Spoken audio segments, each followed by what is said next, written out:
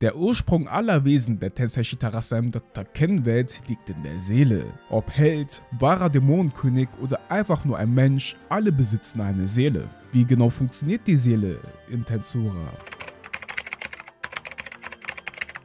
Yo, was geht Leute, KingaDB am Start. Dies ist das dritte Video zu der Tensura Erklärvideos-Reihe. Im letzten Video haben wir uns angeschaut, wie Skills funktionieren. In diesem Video geht es um die Seele, die meiner Meinung nach ziemlich umständlich in der Novel erklärt wird. Ihr habt richtig gehört, für dieses Video gilt Tensura Novel Spoiler. Wie immer könnt ihr über meinen Link die Tensura Novel kaufen. Da findet ihr alles von Band 1 bis 17 bis zu diversen Spin-offs und DVDs. Folgt mir auf Instagram, bei 500 Instagram-Follower kommt der Fähigkeiten-Part von Band 16. Wir sind schon bei 325. Wie funktioniert die Seele in Tensura?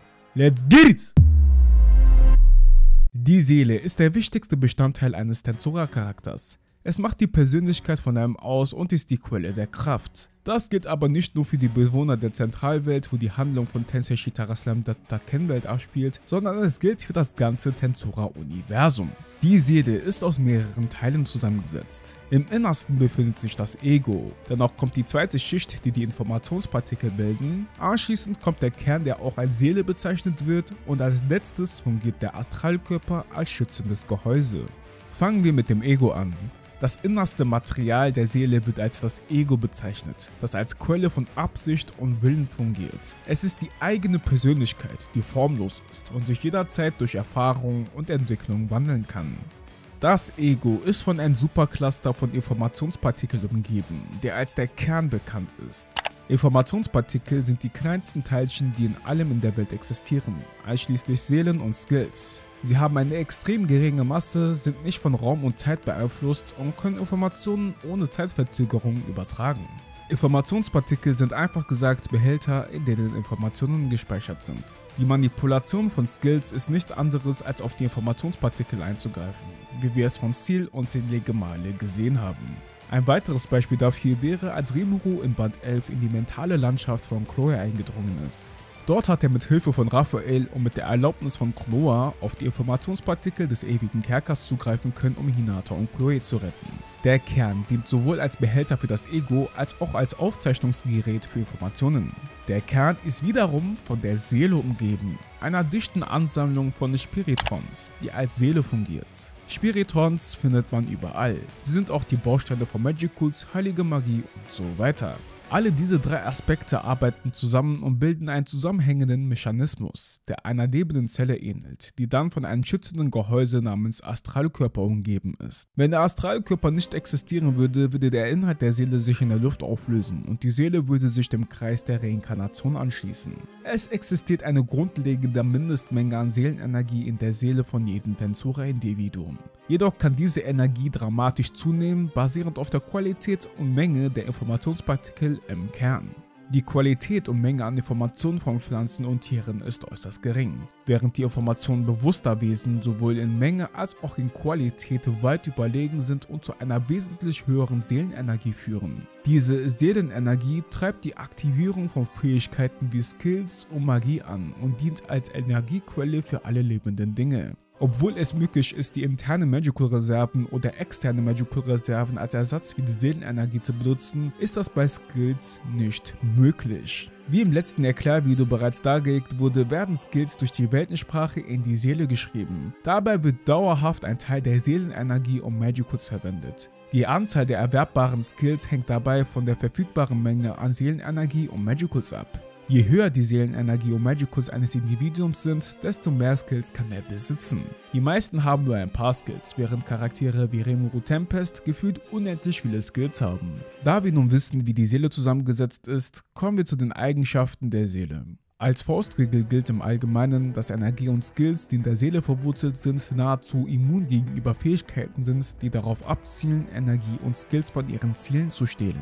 Obwohl dies in der Regel der Fall ist, besteht unter bestimmten Bedingungen die Möglichkeit, dass diese Dinge entzogen werden können. Diese bestimmten Bedingungen sind die Zustimmung eines Individuums oder der Tod. Rimuru konnte zum Beispiel nur durch Zustimmung von Konoha in den ewigen Kerker eingreifen, ansonsten wäre das nicht möglich gewesen. Jedes Mal, wenn Rimuru in die Seele seiner Kameraden eingreift, müssen sie erst zustimmen. Als Ziel den Untertanen von Rimuru Ultimate Skills gab, mussten sie alle auch erstmal zustimmen. Wie gesagt, muss er sich von toten Gegnern keine Zustimmung holen, das sah man gegen den Orc Disaster oder gegen die östlichen Soldaten, dessen Fähigkeiten er gestohlen hat. Zusätzlich kann Rimuru einfach seine Gegner einsaugen, analysieren und alle ihre Fähigkeiten kopieren. Das heißt, dass Rimuru die Regel umgeht, indem er die Skills nicht stiehlt, sondern kopiert. Jede einzelne Seele hat ihre eigene einzigartige Seelenwellenlänge, die vom Kern ausgestrahlt wird. Es ist möglich, eine Person anhand ihrer Seelenwellenlänge zu identifizieren und basierend auf der Frequenz könnte man einen Eindruck von der Persönlichkeit einer Person gewinnen.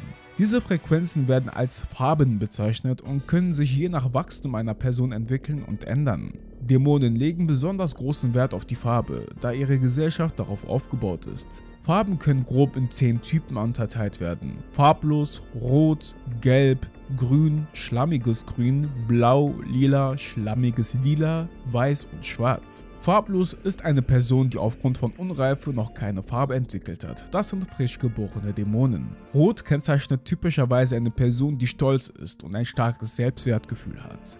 Guy Crimson ist ein sehr stolzer Charakter, der als der stärkste Dämonenkönig bekannt ist. Gelb hat unbekannte Eigenschaften, man würde aber meinen, dass Carreras Sippschaft die Zerstörung mag. Grün kennzeichnet typischerweise eine Person, die kalkulierend ist und ständig die Kosten und Nutzen aller Dinge um sich herum abwägt. Sie sind die Art von Menschen, die großen Wert auf Dinge wie Verträge und Reichtum legen. Misery hatte zum Beispiel einen Vertrag mit den Menschen, die sie als Gottheit verehrten. Durch einen großen Opfer von Ein, die ihre Lebensenergie opferte, konnte sie Misery beschwören. Im Band 17 konnte man auch Miserys Persönlichkeit besser einschätzen. Sie hat kein Problem, die ganzen Hausarbeiten zu übernehmen, während Rain die ganze Zeit nur am Chillen ist. Schlammiges Grün ist eine korrupte Nuance von Grün, die eine vollkommene egoistische Person kennzeichnet, die sich nur um ihren eigenen Gewinn kümmert. Die schlammigen Versionen der Farben kommen in Tensura Spin-off Trinity in Tempest vor. Dort hat sich Violet als Katze maskiert und folgt den 3 Mädchen nach Inglasia. Dort hat sie einen schmierigen Geschäftsmann gesehen, den er diese Farbe zugeordnet hat, weil er einem hungernden Kind Essen anbot. In echt wollte der Mann einfach nur die Situation des Kindes ausnutzen, um ihn in den Menschenhandel zu verwickeln und zu verkaufen.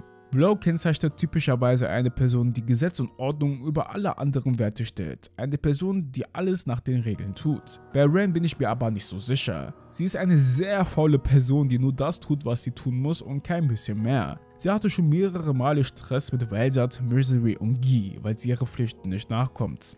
Lila kennzeichnet typischerweise eine Person, die es genießt, andere kämpfen oder leiden zu sehen, besonders wenn sie es überwinden und dadurch stärker werden. Das war die ganze Prämisse des Tensura-Films. Dort hat Violet es genossen, ihre Opfer leiden zu sehen und es mehr genossen, wenn sie die Schwierigkeiten überwunden haben, die von ihr geschaffen wurden. Schlammiges Lila ist eine korrupte Nuance von Lila, die eine Person kennzeichnet, die Schmerz um des Schmerzens Willens genießt, ohne tiefere Gründe. Die Katzenversion von Violet erkennt sofort, dass der Typ diese Farbe hat. Später sieht man auch, dass er es genießt, schwache Abenteurer auseinanderzunehmen. Weiß hat unbekannte Eigenschaften. Ich würde aber raten, dass weiße Dämonen basierend auf Testarossa ziemlich kalkuliert vorgehen und sehr bösartig sind. Schwarz kennzeichnet Seelen, die in keine andere Kategorie passen, die Ausreißer oder Sonderlinge sind und nicht basierend auf ihrer Farbe vorhergesagt werden können. Das passt perfekt zu Diablo, der Typ macht, was er will. Als in Tempest jeder sein Leben aufs Spiel gesetzt hat, um die östlichen Soldaten umzubringen, hat er sich heimlich verkrochen, um in der ersten Reihe von Rimuru vs. Velkrant und Veldora zu sitzen. Danach hat er aber von Rimuru mächtigen Ärger bekommen. Und um es nochmal zu verdeutlichen, alle Individuen im Tensei Shitara-Slam Ken-Universum haben eine Farbe. Nur bei Dämonen spielt das eine viel größere Rolle. Wenn ihr mehr über Dämonen erfahren wollt, dann guckt nach diesem Video das Video, was ich zu den Dämonen gemacht habe. Was noch drastisch die Seele beeinflussen kann, ist der Name. Das Erlangen eines Namens kann drastische Veränderungen in der Seele bewirken, das Ego stärken und zu einem massiven Anstieg von Qualität und Quantität der Informationspartikel im Kern führen. Als die Goblins alle benannt wurden, hat man gut gesehen, wie sie an Kraft gewonnen haben. Besonders bei Rigot fand ich das lustig, wie sich sein komplettes Ego, also seine Persönlichkeit, verändert hat. Seelen können auch miteinander verbunden sein, das nennt sich Seelenabstammung.